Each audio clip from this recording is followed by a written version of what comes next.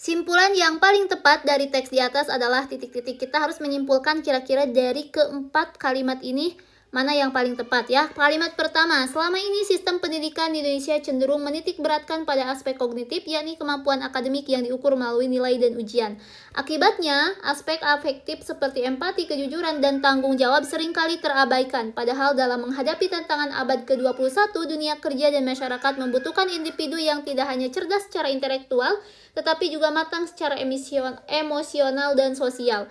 Oleh karena itu, pendidikan karakter harus menjadi bagian integral dari kurikulum agar peserta didik mampu tumbuh menjadi manusia yang berpengetahuan sekaligus berakhlak.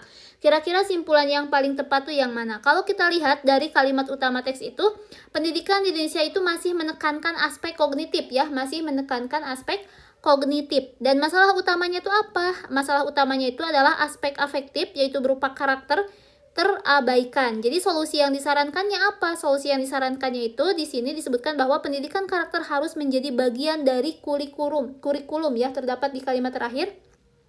Bagian dari kurikulum. Maka simpulan yang logis dan juga komprehensif menyeluruh ya, bahwa sistem pendidikan di Indonesia itu sistem Indonesia itu terlalu berfokus pada akademik dan perlu memberikan perhatian yang lebih pada pendidikan karakter. Tujuannya apa? Supaya menghasilkan manusia yang berpengetahuan dan juga berakhlak gitu. Coba kita lihat untuk pilihannya yang A.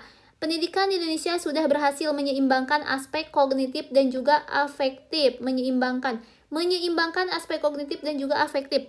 Untuk pilihan yang A ini salah. Kenapa? Karena justru ketidakseimbangan menjadi masalah utamanya. Di sini sebutkan ya dalam teks itu bahwa antara aspek kognitif dan juga aspek afektif gitu.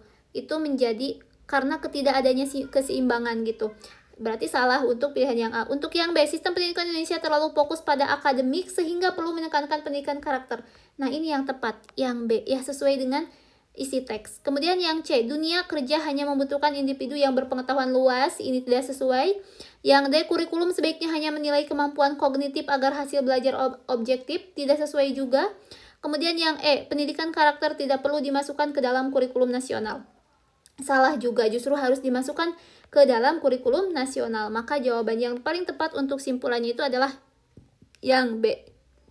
Ya, opsi yang B, sistem pendidikan Indonesia terlalu fokus pada akademik ya atau aspek kognitif sehingga perlu menekankan pendidikan karakter gitu ya, atau aspek afektif gitu.